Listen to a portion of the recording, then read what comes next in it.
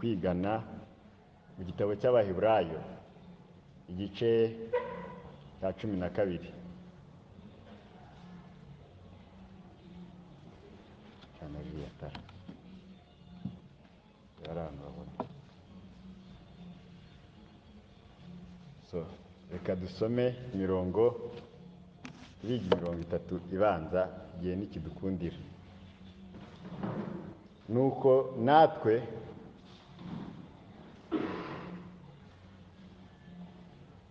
ubwo tugoswe n'igicucu cy'abahamya bangana batyo, twiyambure ibituremerera byose n'icyaha kibasha kutwizingiraho vuba, dusiganirwe aho dutegekwa twihanganye, dutumbira Yesu wenyine ari we banze ryo kwizera kandi ari we ugusohoza rwose, yihanganiye umusaraba bw'ibyishimo byamushyizwe imbere, ntiyita ku isoni zawo, yicara iburyo bw'intebe y'Imana. Nuko muzirikane uwo wihanganiye ubwanzi bw'abanyabyaha bukomeye butyo, kugira ngo mudacogora mukagwa isari imitima yanyu. Amen. Mwami, turi imbere yawe Data wera, turakwinginze Data kugira ngo uduhe Mwami kumva no kumvira iby'iri jambo Mwami waduhaye kwiga muri uyu mugoroba. Data wera, harimo ibiruhije byinshi tutabasha gusobanura uko intekerezo zacu Mwami zatekereje. Mwami, turakwinginze uzutuyobore Mwuka wera we, uzutuyobore ibyo tuvuga byose, ibyo twumva byose Mwami, tutaba twishuka maze tukizanira kurimbuka. Mwami, sabiye abavandimwe bari aha n'abandi bari online Mwami, kugira ngo turinde kurangara mu ntekerezo zacu, maze Mwami twite ku bw'aya magambo tugiye kumara akanya gato turi kwiga. Mwami, mu izina ryawe Yesu Kristo senye twizeye, amen. Umwanditsi w'Abaheburayo ntabwo yivuze izina, ikindi yandikiraga Abaheburayo bamwe bizeye n'abandi batizera.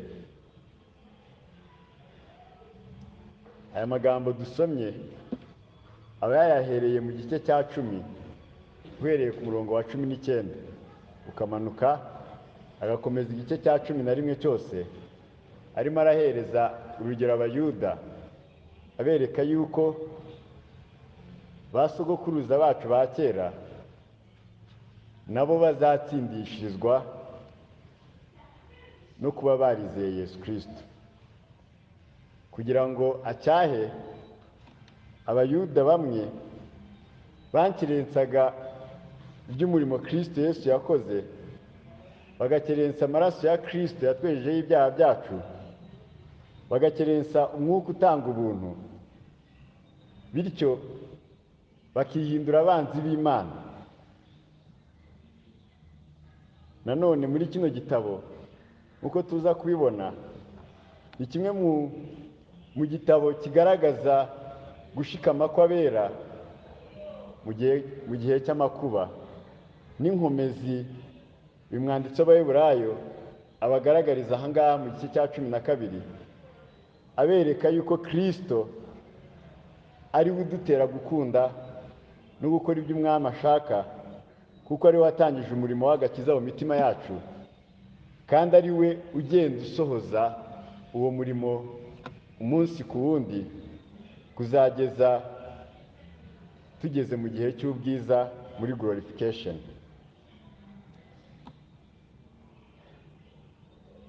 Turebye neza mu mirongo ya nyuma y'igice cya 11 guhera ku murongo wa 35 avugamo ikintu kimwe, aravuga ngo abagore bahabwaga abo bapfushije bazutse, abandi bakicishwa inkoni ntibemere kurokorwa kugira ngo bahabwe kuzuka kurushaho kuba kwiza, abandi bakageresherezwa gushinyagurirwa no gukubitwa ibiboko ndetse no kubohwa no gushyirwa mu mazu y'imbohe, bicishwaga amabuye, bakageragezwa inyerezo, bakicishwa inkota, bakazerera bambaye impu z'intama n'iz'ihene banyazwe byose, bakababazwa, bakagirirwa nabi, yemwe n'isi ntiyari ikwiriye ko bayibamo. Bazereraga mu mashyamba no mu bihanamanga no mu mavumo no mu masega, abo bose nubwo bamaze guhamywa neza bwo kwizera kwabo, nyamara ntibarahabwa ibyasezeranijwe, kuko Imana yatugambiriye ikirushaho kuba cyiza, kugira ngo abo badatunganwa rwose tutari kumwe. Abo bose ngo Imana yagambiriye ikirushaho kuba cyiza, kugira ngo badatunganwa rwose tutari kumwe. Ibi ngibi mbisomye kugira ngo tubone yuko aya magambo agiye kuvuga mu gice cya 12 n'ubundi aracyakomeje kubabwira. Noneho agiye kuberekezaho, amaze kuvuga iby'abasinziriye, iby'itorero ry'Imana ryamaze gukurwa hano mu isi. Imana ngo yagambiriye ikirutaho kuba cyiza kugira ngo badatunganwa, twebwe tukiri hano mu isi mu mibabaro no mu ngorane. Ahita avuga ku murongo wa 12 w'igice cya mbere, uvuga ati nuko natwe ubwo tugoswe n'igicucu cy'abahamya bangana batyo twiyambura ibituremerera byose n'icyaha kibasha kutwizingiramo vuba, dusiganirwe aho dutegekwa twihanganye. Topic ababonye flyer twayise ngo gusiganwa bikwiriye. Bavandimwe, mu Bufaransa hagiye kubera amarushanwa ya Jeux Olympiques. Ni amarushanwa y'abantrete baturuka ku isi bose bahura bagiye gusiganwa mu bintu bigiye bitandukanye. Mu Rwanda mu gihugu cyacu hajya haba amasiganwa y'amagare, hakabaho amasiganwa y'abakinnyi bakina basket n'abandi bakina ibintu bigiye bitandukanye, football. Mu masiganwa yose nk'uko tugiye kubirebera hamwe, habamo kwitoza, habamo kugira discipline mu byo urya, igihe uryamira, uburyo umubiri wawe uwurindamo, kugira ngo uze kubasha guhiganwa nk'uko bikwiriye iby'irushanwa risaba. Ikindi kandi mu marushanwa yose buri muntu wese w'umwantrete agira uko yambara. Ntabwo wajya gukina football wambaye nk'uko nambaye, ntabwo bikunda. Nta nubwo wajya gukina football wambaye nk'uko, cyangwa gusiganwa kwirukanka, cyangwa kujya gusiganwa ku magare. Ugomba gusiganwa nk'uko bikwiriye, uko irushanwa ryagenwe. Ubuzima bwa Gikristo nabwo nuko nguko bumeze nk'abantu bari kurushanwa. Twebwe amasiganwa yacu ntabwo Umwami yadusezeranije yuko harimo ibinezeza byinshi, ahubwo ni amasiganwa arimo amakuba menshi, arimo ingorane nyinshi, arimo imibabaro myinshi, arimo akaga kenshi.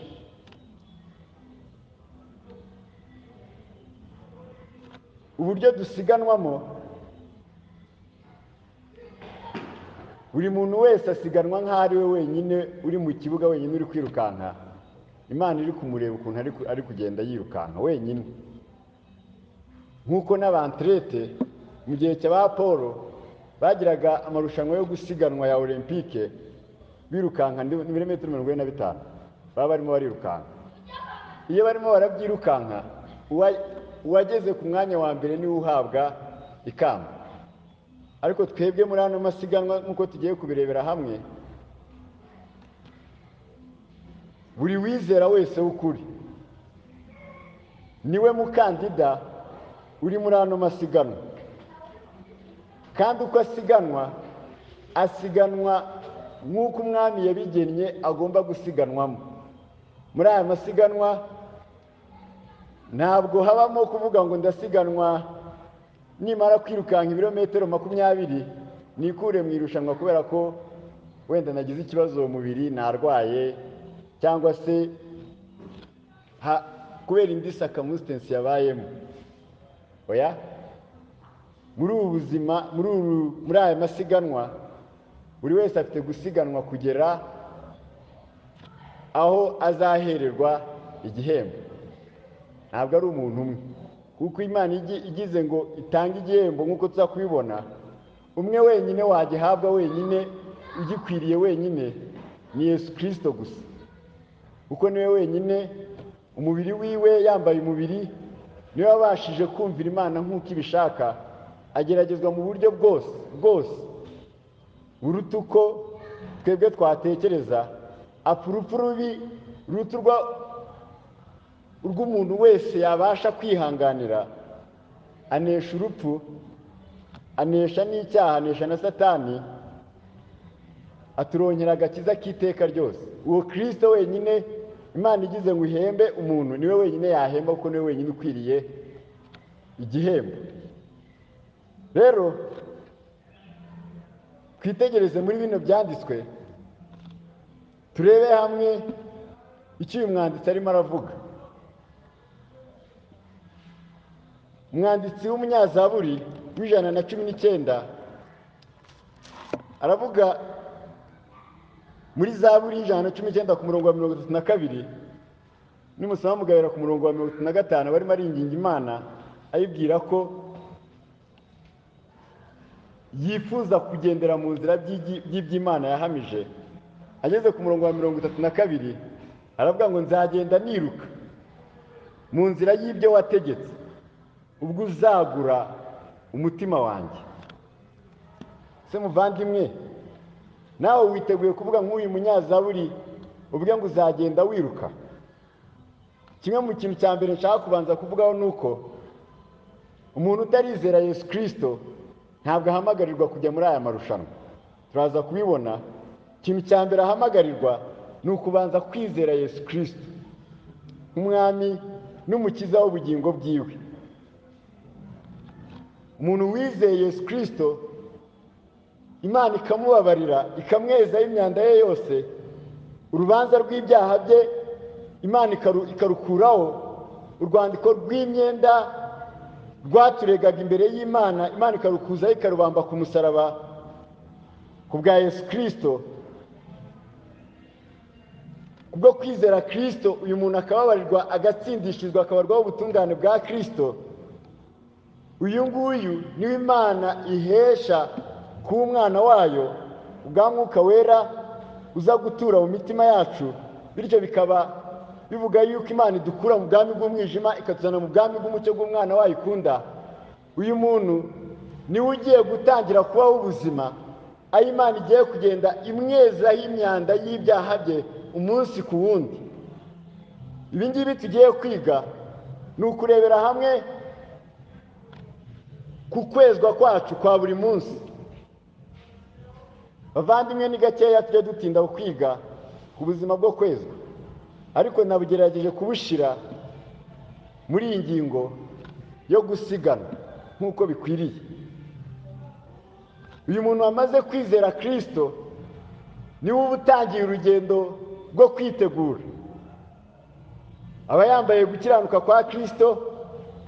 Kristo ari we ntego yiwe y'ubuzima bwiwe. Kristo watangiye umurimo muri we, niwe uba ugiye kumufata akaboko kugira ngo amubwire uko amasiganwa yose agomba kugenda mu ijambo ry'Imana. Muri uyu muhanda wo guhora twezwamo umunsi ku wundi, umwami wacu ntabwo yadusezeranije yuko urimo umunezero mwinshi.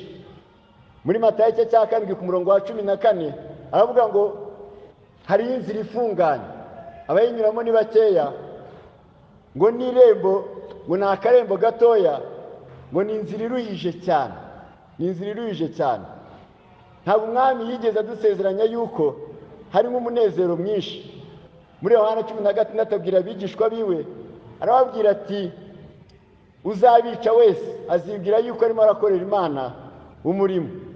Arababwira ati bazabica, bazabarenganya nk'uko banyanze, namwe bazabanga. Ntabwo Yesu yigeze asezeranya abigishwa biwe yuko bagiye kubaka izina ry'ibitabashwa, bagiye kuba abasitari, bagiye kwiyubakira amashato n'inzu z'ibitamenyekana, ahubwo yabasezeranije yuko amakuba n'ibyago ari byo biri mu nzira zabo. Ahangaha tubona uyu mwanditsi w'Abaheburayo atangira arimo arababwira ati nuko natwe ubwo tugoswe n'igicucu cy'abahamya bangana batyo, abo bose bapfuye bizeye, izo ntwari zo kwizera, abo ngabo bagidutegereje baturindiriye. Ababwira ikintu kimwe muri uyu murongo wa mbere, cya mbere bafite kubanza kumenya. Arababwira ngo twiyambure ibituremerera byose. Twiyambure ibituremerera byose. Nibihe bintu bituremerera? Mu mugani w'umubibyi, Kristo yavuze imbuto zaguye mu mahwa ngo zirakura, ngo zimaze gukura ngo amahwa araziniga, ngo bityo ngo zituma zitera.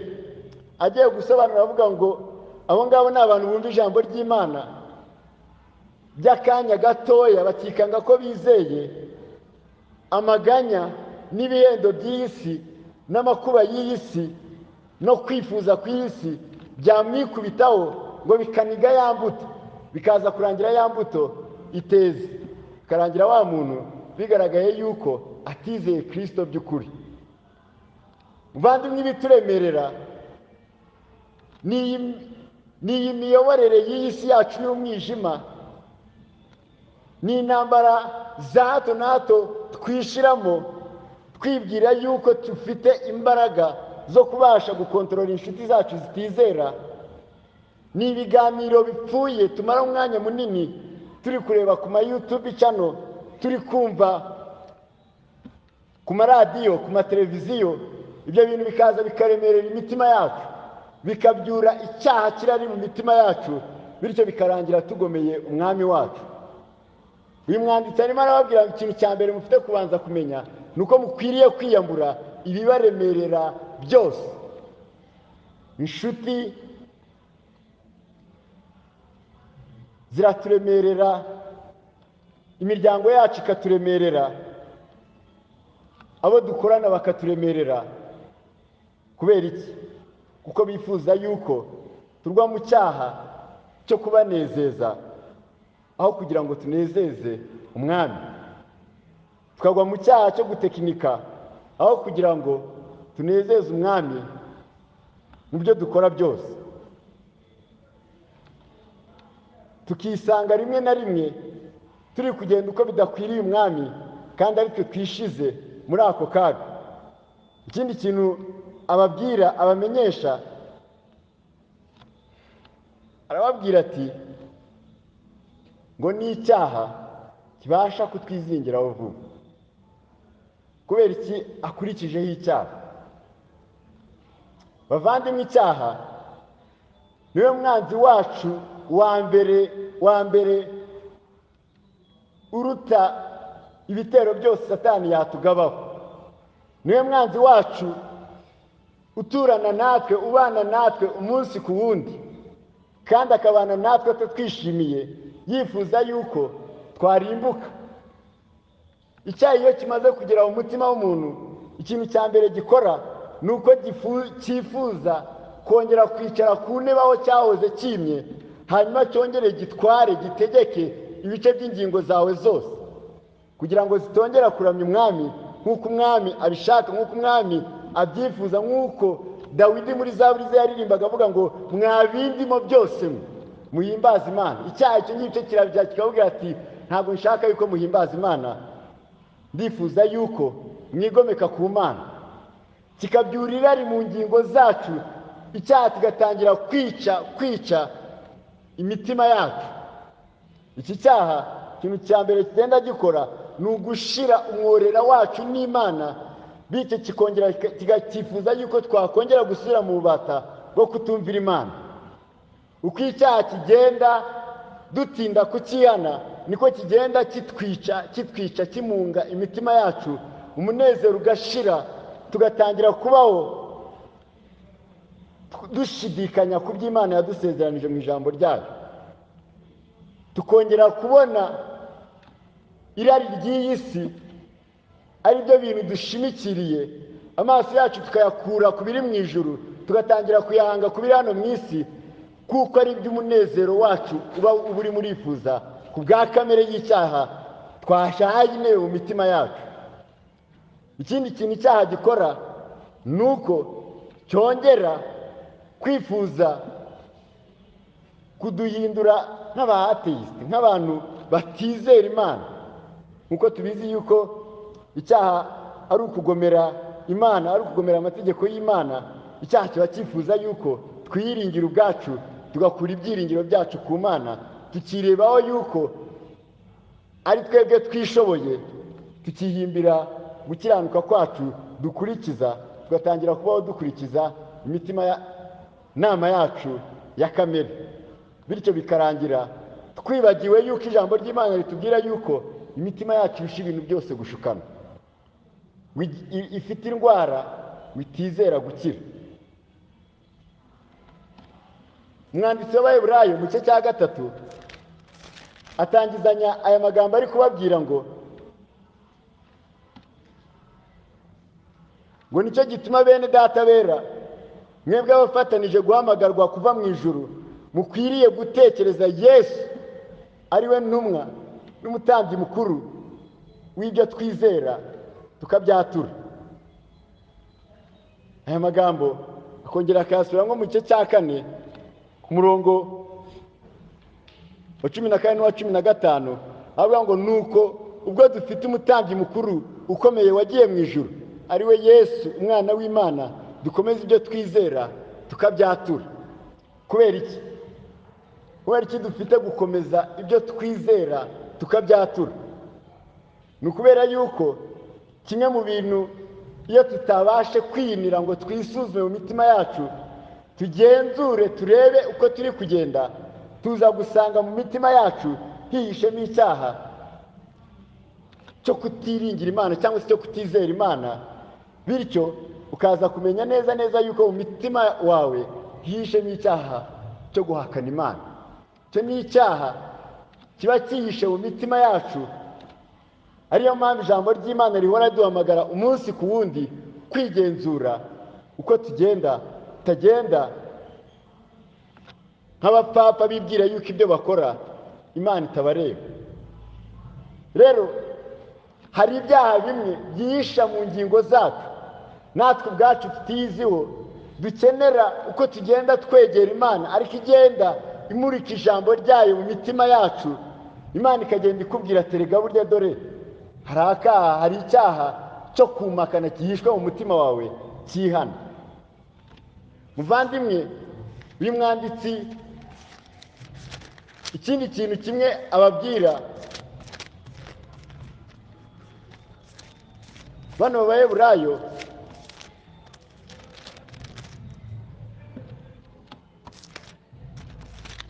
arababwira ati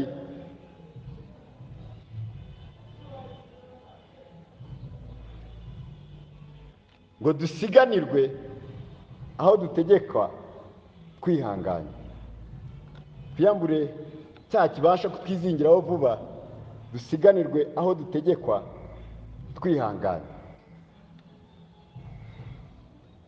Ibyo umwami yashimye kudutegeka byose yabishize mu ijambo rye, aturangira inzira, atubwira ko ari we nzira, atubwira ko ari we mukiza, atubwira ko ari we muhuza wacu n'Imana. Kristo uko yashimye yuko tubaho hano ku isi,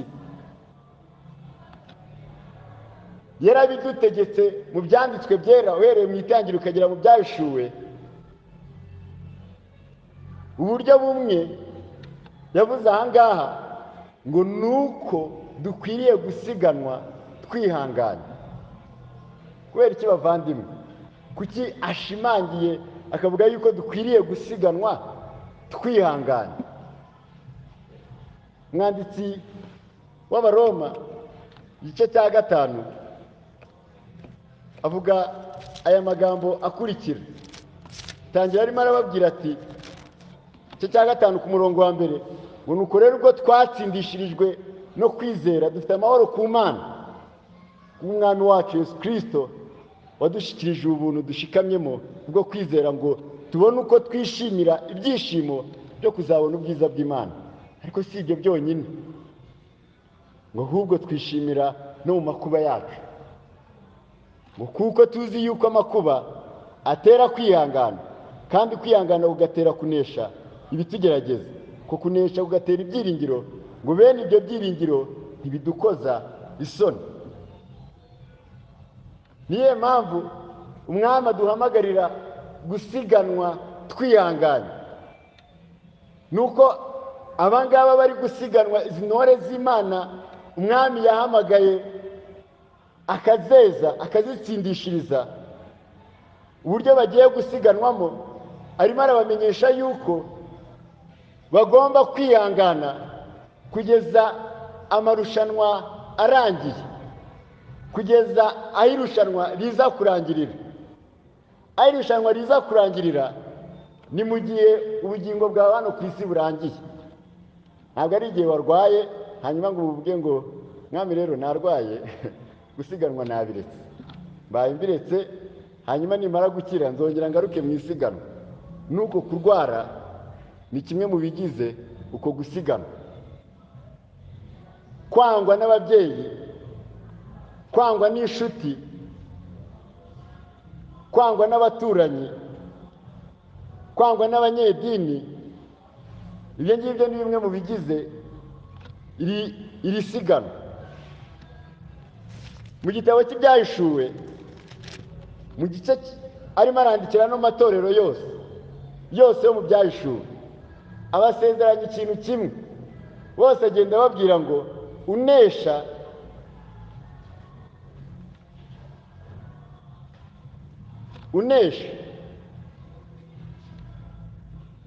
niwe uzaraba. Ibyo ngibyo bireba mu gice cya 2 ku murongo wa 7, ku murongo wa 11, ku murongo wa 17 w'Ibyahishuwe. Aho hose agenda arimo aravuga ngo unesha nzamuha kuri manu yahishwe, ahandi akavuga ngo unesha nzamuha kurya ku mbuto z'igiti cy'ubugingo, ahandi akavuga ati unesha ntacyo azatwarwa n'urupfu rwa kabiri. Mwami abantu bose yandikiraga muri ariya matorero yose, bose agenda babwira ngo unesha iki? Muri kino gitabo cy'Ibyahishuwe n'ubundi, iyo turebye mu gice cya 12 hatugaragariza umwanzi wacu yuko ari Satani.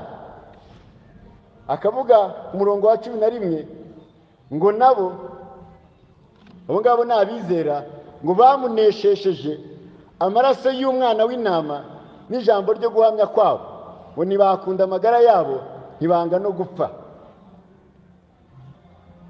Nuko rero wajuruwe, namwe abarimo nimwishime, nawe wasiwe, nawe wanyanjawe mu gushikano, kuko Satani yabamanukiye afite umujinya mwinshi, azi yuko afite igihe gitoya.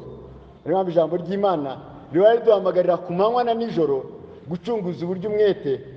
Kubera iki? Kuko umwanzi wacu adahunikira, adasinzira, yicara akora amanywa nijoro, atugabaye ibitero umunsi ku wundi, yifuza yuko twava mu irushanwa tukarekera gusiganwa. Ariko ahangaha ijambo ry'Imana riravuga ngo bamunesheje amaraso y'umwana w'intama n'ijambo ryo guhamya kwabo, ntibakunda amagara yabo, ntibanga no gupfa. Nibuka umwami wacu yabyaye abishwe aravuga ngo ukunda ubugingo bwe ngo azabubura, ariko uwanga ubugingo bwe ku bwanjye. Ntabwo ari uwanga ubugingo bwe kubw'irari ry'isi, kubw'ibinezeza by'isi, uwo ngo azarimbukana n'ibyo binezeza bye. uwanga ubugingo bwe ku bwanjye ngo nguwo niwe uzabubona. Ayandi magambo nk'aya ngaya tuyabona mu gice cya 14 ku murongo wa 12 muri icyo gitabo cy'Ibyahishuwe, aho avuga ngo aho niho kwihangana kw'abera kuri bitondera amategeko y'Imana bakagira kwizera nk'ukwa Yesu. Numva ijwi rivugira mu ijuru rimbwira riti, andika utuhereye none hahirwa abapfapfira mu mwami wacu. Mwuka nawe aravuga ati, ye ngo baruhuke imihati yabo kuko imirimo yabo ijyanye nabo bakurikira. Ni ukuvuga ngo ibisabwa byose umwami uko yagennye uko irushanwa tugomba kurisiganwa yarabyandikishije. Ni uko dufite kwicara mu byanditswe byera tukareba ibyo umwami yavuze akaba ari byo dukora. Mu gihe cyose turi gukora ibihabanye n'ijambo ry'Imana rivuga, tumenye ko turi gusiganwa bihabanye n'uko irushanwa rivuga. Tumenye yuko turimo turikurira umujinya w'Imana uri ku nkozi z'ibibi zitumvira Imana. Hano mu gitabo cy'Abaheburayo yababwiye ati, dusiganirwe aho dutegekwa kwihangana. Kwihangana bavandimwe. Paul abwira Abafilipi, yabwiye mu gice cya 3 havuga ngo si uko maze guhabwa cyangwa se ngo mbe maze gutunganwa rwose, ahubwo ndakurikira kugira ngo ahari mfate icyo Kristo yamfatiye. Bene data, sinibwira yuko maze kugifata, ariko kimwe cyo nibagirwa ibiri inyuma ngasingira ibiri imbere, ngo ndamaranira kugira aho dutegekwa ngo mpabwe ingororano zo guhamagara kw'Imana muri Kristo Yesu kwavuye mu ijuru. Nuko rero mwabatunganijwe mwese uko munganamo, namwe muba ariko muhuza uwo mutima, kandi bari ikibatekereresha ukundi cyose Imana izakibahishurira nacyo. Ariko rero ukuri dusohoyemo aba ariko dukurikira. Ukuri dusohoyemo aba ariko dukurikira. Kubera iki bavandimwe? Nuko nta kindi kintu dufite gukora uretse kumvira ibyo umwami yadutegetse tukabigenderamo. Uko niko dufite kubyihanganira. Rero niyo mpamvu yadusezeranije yuko muri runo rugendo harimo akaga kenshi, muri ano masiganwa harimo amakuba menshi agiye atandukanye. Uyu mwanditsi w'Abaheburayo, kimwe mu bintu binejeje cyane nuko yaduhaye urugero, aduhereza n'ikidutera imbaraga z'uburyo dukwiriye kurushanwa. Ku murongo wa 2 yavuze ngo dutumbira Yesu wenyine. Ntabwo dukwiye gukura amaso kuri Kristo nk'uko abarebye ku nzoka mu butayu aribo bakize, nkuko Kristo yibwira Nikodemo akamubwira ati, uko niko n'umwana w'umuntu akwiriye kumarwa kugira ngo umurebaho wese akamwizera akire ahabwe ubugingo buhoraho.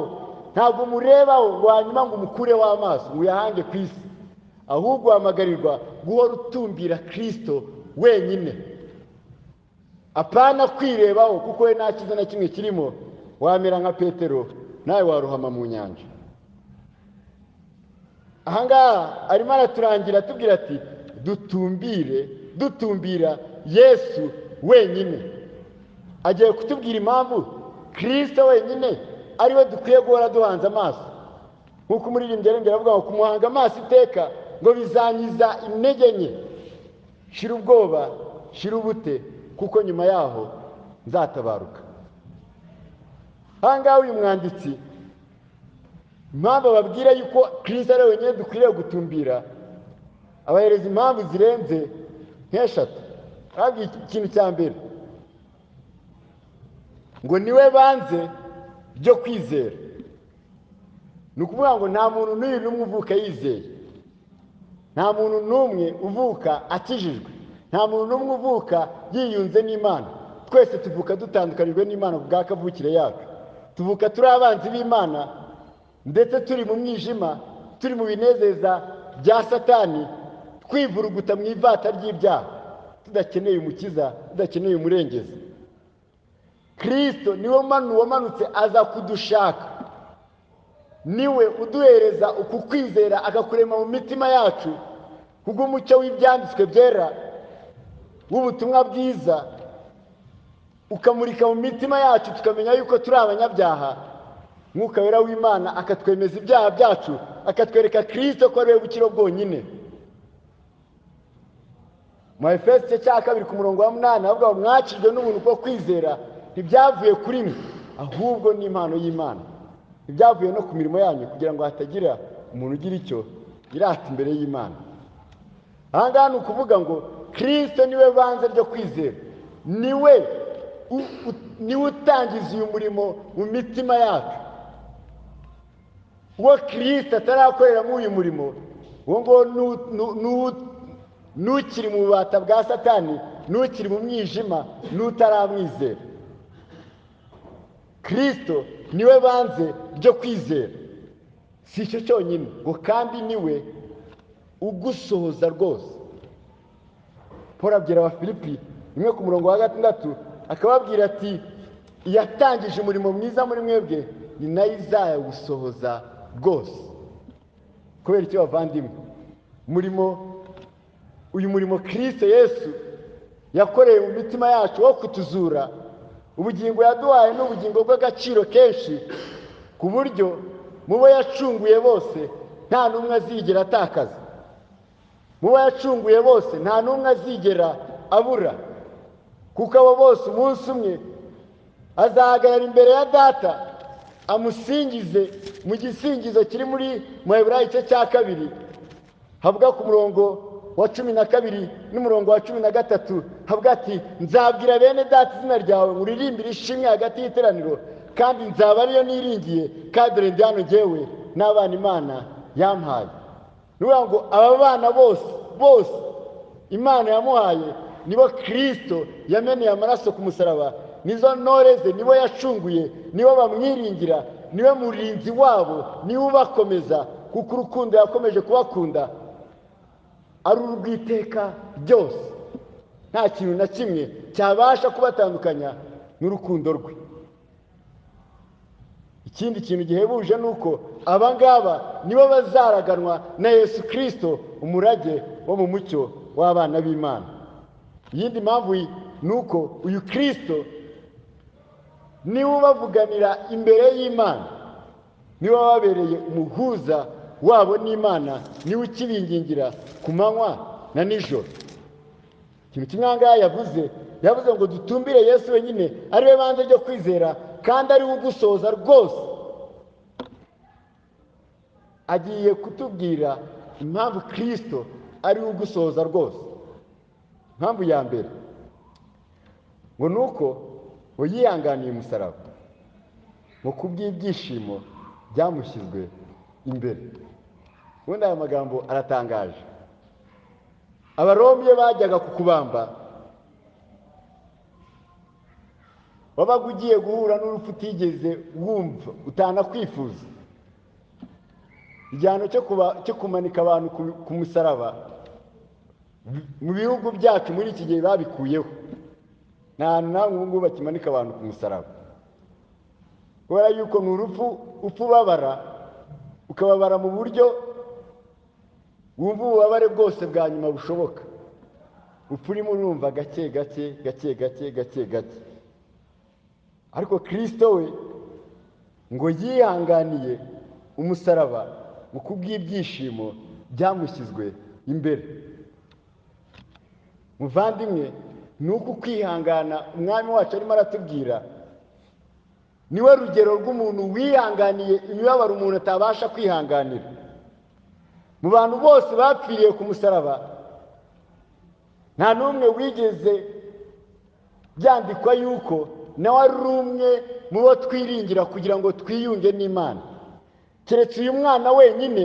Niwe wenyine wabambwe ku giti ku musaraba, niwe muntu mugenzi w'Imana, niwe mwungeri Imana yashimye gufata inkota ikamusogota. Mu gitabo cya Zekariya igice cya 13 ku murongo wa 7 havuga ngo byuka wa nkota, ngo urwane n'umuntu mugenzi wanjye, ngo urwane n'umwungeri.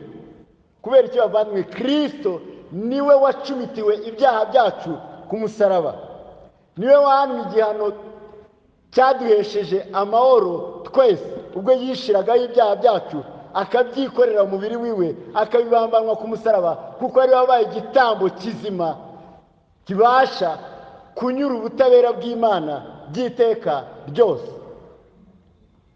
Uyu mutangabugingo bwacu ari we Yesu Kristo ngo yihanganiye umusaraba, ngo kubw'ibyishimo byamushizwe imbere. Kubera iki bavandimwe? Yesaya mu gice cya 53 ku murongo wa 11 n'uwa 10 havuga ngo byashimishije Uwiteka kumushenjagura, ngo yaramubabaje, ubwo ubugingo bwe buzitambaho igitambo cyo gukuraho ibyaha, ngo azabona urubyaro ruturuka mu bise by'ubugingo bwe, umugaragu wanjye ukiranuka, ngo azahesha benshi gukiranuka no kumenya. Bavandimwe, Kristo ubwo yarebaga umusaraba, umunezero yari afite, yari azi neza yuko ku musaraba ariho azakorera umurimo we wa nyuma w'igikorwa cyamuzanye ku isi. Nk'uko yabajije abigishwa akababwira ngo byambera bite umwana w'intama adasubiye mu ijuru adakoze icyamuzanye mu isi? Icyo kibazo Petero ntabwo yari yarigeze agitekerezaho na rimwe, nta n'igisubizo yigeze amusubiza ubwo yakibabazaga. Ndetse akenshi Kristo ubwo yabwiraga Petero iby'uyu munezero yuko icyamuzanye ari ukubambwa ku musaraba, Petero yagerageje kumucyaha akamubwira ati biragatsindwa mwana. Yesu akamubwira ngo mva inyuma Satani. Kristo yaje mu isi azi neza yuko ikimuzanye ari ukubambwa ku musaraba, kuko yari azi neza yuko ibyo yari yasezeranye mu itangiriro abwira Adamu na Eva, ababwira ati mu rubyaro rw'uyu mugore niwo inzoka izamenagurirwa umutwe, kandi niwo azarumirwa agatsinsino. Uwo murimo wari ukwiriye kurangirizwa ku musaraba. Muri Yohana 19 ngo amenye neza yuko ngo umurimo ugiye kurangira, aravuga ati, avuga ijwi rirenga ataka mu ijwi arangurura cyane ry'intsinzi, aravuga ati birarangiye, ngo acurika umutwe aracikana. Ku musaraba niho Kristo yababarijwe umubabaro uteye ubwoba, kuko niho yahaniwe ibyaha byacu. Ku musaraba niho twacunguriwe, niho yameneye amaraso, ariho ayo maraso niyo yabaye incungu y'ibyaha byacu, niyo yishuye umwenda wacu ku Mana. Kristo kuzuka kwe byahamijwe yuko umurimo yakoreye ku musaraba wanyuze ubutabera bw'Imana, yuko ari umwana w'Imana, yuko inzira itugeza ku Mana yaciwe ariyo mubiri we, yuko nta handi hantu twabasha gucungurirwa uretse muri Kristo Yesu. Ahangaha uyu mwanditsi yavuze ngo yihanganiye umusaraba, ngo kubw'ibyishimo byamushyizwe imbere, kuko yari azi neza yuko mu gihango yari yaragiranye na se mu iteka ryose ryashize, nuko yari azi neza yuko mu maraso yiwe ari itorero rizabasha gucungurirwa, ariyo njyewe nawe tuzacungurirwa. Kristo yari azi neza yuko amaraso azamena ku musaraba azaba avuga igiciro cyinshi kurusha ya Abeli, azaba ari igiciro cyinshi kurusha intama zose zatambwaga mu isano rya kera n'ibitambo byose batambaga, kuko biriya byose byatwikiraga ibyaha by'agahe gatoya, naho iwe byatwikiriye ibyaha by'iteka ryose. Muvandimwe, uyu niwe mucunguzi wacu, nanone ni nawe mwami wacu. Uyu mwanditsi yavuze ati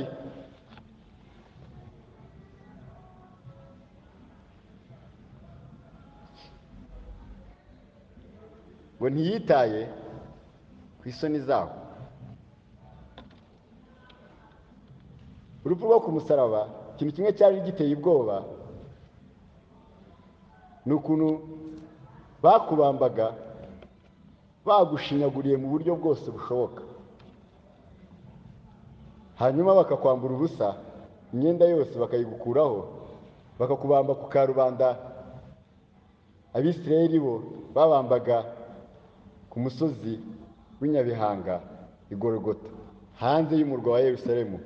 Niho Kristo bamujyanye bajya kumubamba hagati y'inzira izamuka ijya i Damasiko, ahantu abantu bose banyuraga.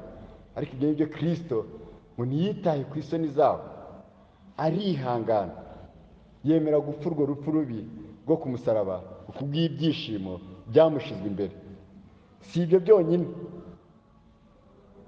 amaze gukora uwo murimo, amaze kuzuka, ngo yicara iburyo bw'intebe y'Imana. Kristo kuba yaricaye iburyo bw'intebe y'Imana, ibi ngibi bivuze neza yuko afite ubutware, afite ubushobozi hejuru y'ibintu y'ibyaremwe byose. Ahangaha yicaye, ayicaye nk'umuhuza wacu n'Imana, aho yicaye atwingingira ku manywa na nijoro. Niwe muhuza wacu n'Imana, niwe Imana yeguriye ibintu byose ibishyira munsi y'ibirenge bye kugira ngo abitware, abitegeke. Kristo ahangaha yicaye ku ntebe y'Imana, bivuze yuko ari umwami, ari umutware. Twebwe turi abagaragu be, icyo duhamagarirwa ari ukwicara tukajya mu byanditswe byera kugira ngo twumve ibyo dutegeka ari byo dukora, tutamubajije ngo kubera iki mwami. Kuko ibyo ngibyo ari ikizira kubaza umwami wawe ngo kubera iki ibi ngibi. Icyo kibazo cyarakwicishaga. Yesu Kristo yabwiye abigishwa, arababwira ngo ibyo muzajya mumara gukora byose mujye muvuga ngo turi abagaragu b'imburamumaro bategetswe gukora ibyo bahawe. Niyo mpamvu muzabona yaba Yakobo, yaba Yuda n'izindi ntumwa zose, uburyo bumwe bivugaga, ntabwo bivugaga nk'abantu bakomeye cyane, ahubwo bigaragazaga yuko ari abagaragu ba Kristo Yesu. Muvandimwe, nk'uko twabibonye mu gitabo cy'Abaroma, yuko abigisha b'inyoma bose, kimwe mu bintu ngo bibaranga mu gice cya 16 ku murongo wa 17, havuga ngo ariko bene data, ngo ndabinginga ngo mwirinde abazana ibyo gutandukanya n'ibigusha binyurana n'ibyo mwize, mubazibukire kuko abameze batyo atari imbata z'umwami wacu. Ikindi cya kabiri, ngo ahubwo ari izinda zabo, kandi imitima y'abatagira uburiganya bayoyesha amagambo meza n'ibyo kubanezeza. Twibuke neza yuko mu gihe cyose tuzicara tugakurikiza inyigisho y'ibinyoma iri hano hanze, umuntu yicara akavuga ngo njyewe ngo ndabizi neza yuko ndi umwana w'Imana bwo kwizera Yesu Kristo, ngo ariko ntabwo nemera Kristo ko ari umwami wanjye. Bene iyo ni inyigisho y'abadayimoni, kubera yuko twahawe privilege yo gufatikanya na Kristo. Aricyo kintu uriya mwanditsi w'Abahebureyo mu gice cya 3 yatangiye arimo arababwira, mwibuke Yesu Kristo, mukomeze ibyiringiro by'ibyo mwizera, mukatura. Kubera iki? Kuko uyu mwami wacu, ijambo rye riravuga ngo imitwaro yiwe ntiremereye. Aha duhamagarira kumukurikira mu nzira ze zose, kuko niwe cyitegererezo cyacu. Uyu mwanditsi ikindi kintu avuga aha ngaha, aravuga ku murongo wa 3 ngo nuko muzirikane uwo wihanganiye ubwo bwanzi bw'abanyabyaha bukomeye buryo. Muzirikane uwo Yesu Kristo, muhore mumwibuka umunsi ku wundi, niwe cyitegererezo cyanyu cy'ibyo mwizera, mukatura. Ntimutinye kumuhamya, ntimutinye mu gihe abanzi babahagurukiye, ababisha babahagurukiye babaye benshi, igihe icyaha muri wowe cyatangiye gusaza imigeri. Muvandimwe, ndakwinginze kiri gukomanga ngo ugikingurire, ntuzajye no kukiringuruka, ahubwo uzahuge ufungure urugi wirukane, kuko nugikingurira kizakwica. Ahangaha arimo aravuga ngo muzirikane uwo Yesu Kristo, ariwe muhora muzirikana ku manywa na nijoro. Mumuzirikane muguwe neza, mumuzirikane muguwe nabi, mumuzirikane amakuba y'abanye menshi, mumuzirikane mu gihe yabahaye ibibanezeza byaha mu isi. Mumuzirikane mwabyaye, mumuzirikane mwapfushije, mumuzirikane mwabuze akazi, mumuzirikane mwabonye akazi. Muzirikane uwo wihanganiye ubwanzi bw'abanyabyaha. uyu mwanditsi w'Abaheburayo arababwira mu gice cya 10 ngo mwebweho ntimuragera aho muvusha amaraso kugira ngo mugaragaze kwizera kwanyu. Ariko muvandimwe, muri ino ntambara uyu mwungeri wacu arimo araduhamagarira ari we cyitegererezo cyacu cy'ibyo twizera tukabyatura, ari we ziriya ntwari zose zizeye, arimo aratugaragariza ikintu kimwe bose, ngo nuko bahoraga batumbereye Yesu Kristo, bakifuza indi gakondo nziza. Nta binezeza by'aha mu isi byabashaga kubashuka, ahubwo bahoraga bifuza undi mudugudu mwiza. Enoki ngo yabonye ngo igihe Yesu Kristo azamanukana ngo n'itorero, nibyo ngibyo ngo biramunezeza cyane. Ubwo yabyitegerezaga agendana n'Imana iyo myaka yose, Aburahamu we yabaye mu mahema, ntiyigeze yubaka inzu n'imwe. Kubera iki? Kuko bahoraga bareba ngo umudugudu mwiza. Ese nawe muvandimwe, uracyafite mu mutima wawe guhora uhanze amaso Yesu Kristo gusa, guhora uhanze amaso ku biri mu ijuru, aho Yesu Kristo we muhesha ubugingo bwacu ari?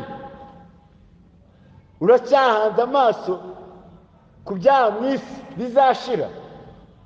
Hunga wumva udapfa muvandimwe. Ahangaha uyu mwanditsi arimo araturangira ngo muhore muzirikana uwo wihanganiye ubwanzi bw'abanyabyaha bukomeye butyo. Niba Kristo yarihanganiye abanyabyaha, ntutekereze yuko wowe bazagutinya, nawe bazakugeraho, bazakwanga, bazagutuka. Ariko uzamenye neza yuko uyu mwami wacu ari we cyitegererezo cyo kwihangana kwacu.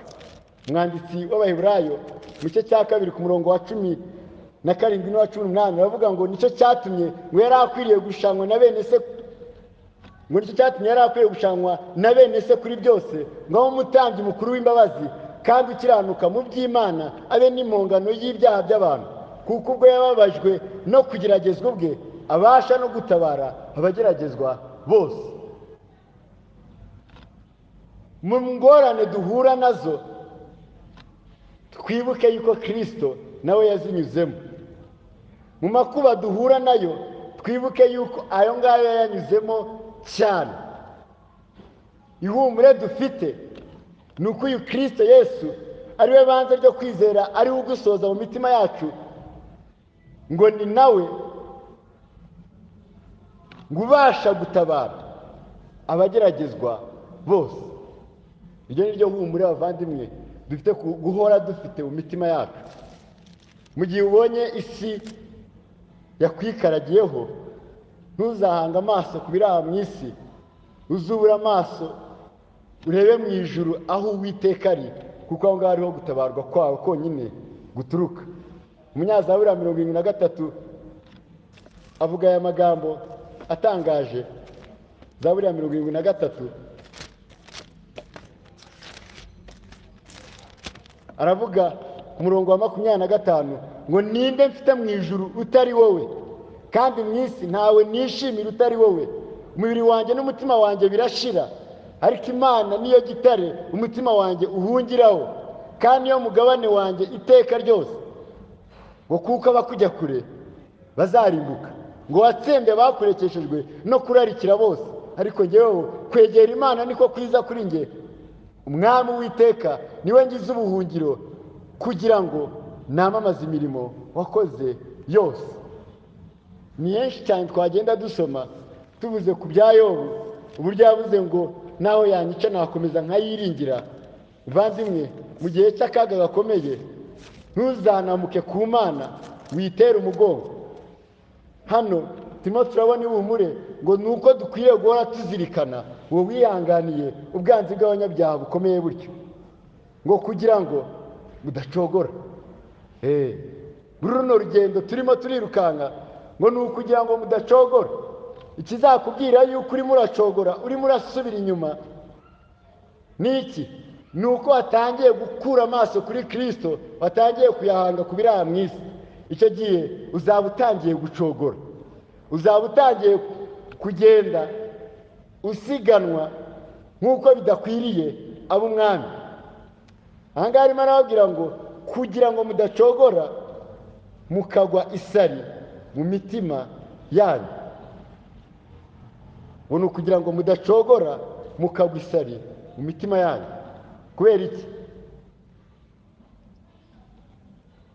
Kimwe mu bintu icyaha kibasha gukora nuko kibasha kuduhendahenda gihereye indani. Mwene data yagusuhuza, aho kugira ngo umubwire ibikuremereye ukamubwira ati ni amahoro, ni amahoro, nta kibazo nifitiye rwose, meze neza, kandi umutima urimo urashira. Hano arimo aravuga ngo kugira ngo rero ngo mudacogora mukagwa isari mu mitima yanyu. Mukagwa isari kuri runo rugendo ruruhije.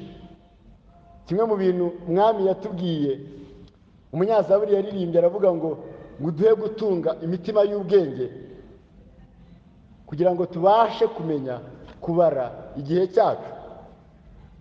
Umwami ntabwo yatubwiye urugendo mugiye kwirukankamo muzirukanka imyaka 10.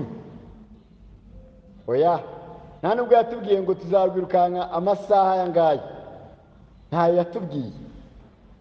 Yatubwiye gusa ko dukwiye guhamagarirwa gusiganwa nk'uko bikwiriye.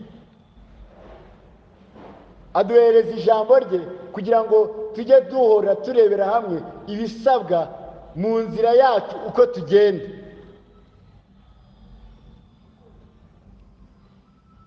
Adusezeranya yuko azabana natwe, azatubera ihumure, azatubera inkomezi, atazigera dusiga muri ayo makuba n'ako kaga. Ku bwa Mwuka Wera twahawe nk'ikimenyetso nanone n'ingwate yo kuzageza ubwo tuzaraganwa na Yesu Kristo, umurage wo mu bwiza bw'abana b'Imana.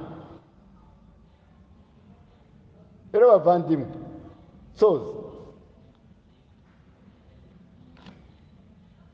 ni byiza yuko dukwiriye guhora twisuzuma uko tugenda. Dukwiriye kwisuzuma uko twambara, uko tuvuga, tutaza kuba tubera ibigusha bene data, tutaza kubera ibigusha abatizera bigatuma banga kuza mu nzu y'Imana kubera ubunyabyaha bwacu. Duhanga amaso Yesu Kristo, niwe wonyine tuzabasha gukira ingoyi n'imibabaro byo muri runo rugendo turimo. Duhore twegera iyi ntebe y'ubuntu nk'uko umwanditsi w'Abaheburayo abitubwira ku murongo wa 16, ahatubwira ngo nuko rero ngo twegere intebe y'ubuntu tudatinya, kugira ngo tubabarirwe tubone ubuntu bwo kudutabara mu gihe gikwiriye. Duhore twegera iyi ntebe y'ubuntu, twegere iyi ntebe y'imbabazi. Niba imitima yacu itaducira urubanza, turusheho kuyegera kugira ngo tubabarirwe tubone ubuntu bwo kudutabara mu gihe gikwiriye. Umwami wacu azi ibyo tunyuramo. Mu isengesho yasenze yabwiye Data ngo singusabye ngo bakure mu isi, ahubwo barinde umubi. Azi ko tugeragezwa, azi akaga katuri imbere, azi amakuba dutegereje, arabizi neza, ntabwo abiyobewe. Aduhanze amaso nk'uko tugenda. Niyo mpamvu aduhamagarira guhora twegera intebe y'ubuntu, guhora twicara tureba mu byanditswe byera kugira ngo turebe ko tugenda nk'uko bikwiriye. Amagambo nasorezaho nsoma tunasenga, tubumbure mu gitabo cy'Abakorinto ba 2, turebe imwe mu ntwari yabwiye Abasalonike ngo bagere ikirenge mu cye uko nawe akigera mu cya Kristo. Tugiye kureba kuri Paul nk'ubu ukuntu yabwiye Abakorinto mu cye ba 2 igice cya 11, umurongo rero ku murongo wa 21 tugeze ku murongo 32, arababwira ngo ibyerekeye ibyo bigawa ni koko twabigezemo intege nke, nyamara icyo undi wese uhangara gukora, abishyira muri entre parenthèse avuga ngo ibi mbivuze nk'umuntu, nanjye nagihangara. Mbese abo si Abaheburayo? Nanjye nuko. si abisirayeli nanjye nuko, si urubyaro rwa Aburahamu nanjye nuko, si abakozi ba Kristo bagabura ibye. Noneho ndavuga nk'umusazi, ndabarusha, mbarusha mu mihati, mbarusha mu gushyirwa mu mazu y'imbohe, mbarusha cyane gukubitwa birenze urugero. Kenshi nari mu kaga k'urupfu. Ibihe bitatu abayuda bankubise inkoni 39. Ibihe bitatu nakubiswe inga. Igihe kimwe natewe amabuye. Ibihe bitatu inkuge zaramenetse, naraye imuhengeri nirirwamo. Nari mu ngendo kenshi, mu kaga gatewe n'inzuzi, mu kaga gatewe n'abambuzi, mu kaga gatewe na bene wacu, mu kaga gatewe n'abapagani, mu kaga ko mu midugudu, mu kaga ko mu butayu, mu kaga ko mu nyanja, mu kaga ko muri bene data b'ibinyoma, mu miruho n'imihati. Mba maso kenshi, ngira inzara n'inyota, nirirwa ubusa kenshi, nicwa n'imbeho, nambara ubusa. Ariko se kuvuga ibindi, ariko ne kuvuga ibindi, keretse ko hariho ikindemerera iminsi yose, ni uguhagarika imitima amatorero yose. Ninde udakomeye ngo nanjye mbe udakomeye? Ninde ugushwa ngo nanjye ndeke kugurumana? Niba binkwiriye kwirata, nzajya nirata iby'intege nke zanjye. Imana y'umwami Yesu Kristo ari nayo ishimwe iteka ryose, izi ko ntabeshya. Ubwo nari Damasiko, umutegeka w'umwami Areta yarindishije umudugudu w'abanyadamasiko ngo amfate. Bancisha mu idirishya ryo mu nkike z'amabuye, ndi mu gitebo, ndahunga muva mu maboko. Amen. Ushime Imana. Mwami Yesu, ushimwe ko ari wowe watangije uyu murimo w'agakiza muri twe Mwami. Ushimwe ko ari wowe murinzi w'agakiza kacu.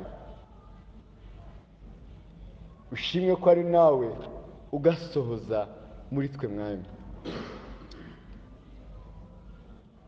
Mana, turakwinginze kugira ngo uduhe kumvira tuguwe neza, uduhe no kukumvira Mwami mu gihe cy'amakuba Mwami, mu buryo buri active no mu buryo buri passive data. Kenshi Mwami, iyo ibi bigeragezo bitwikubiseho Mwami, iyo akaga n'amakuba bitugezeho Mwami, kenshi imitima yacu iradushuka ikatubwira ati